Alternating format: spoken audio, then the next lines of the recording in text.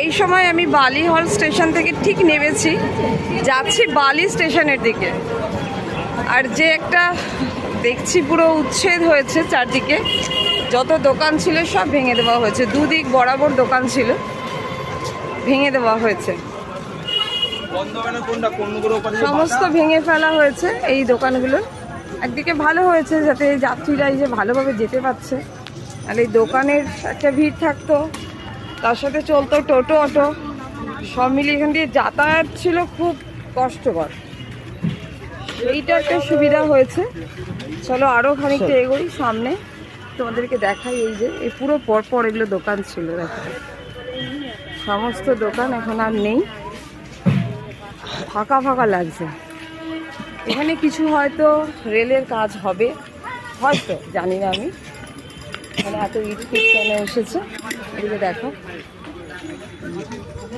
এই হচ্ছে পাশেই বালি স্টেশন, ট্রেন ঢুকছে। আর এই পাশটা কতখানি দোকান ছিল পুরো, দেখো। চলো আজকে এইটুকুই আমরা দেখলাম।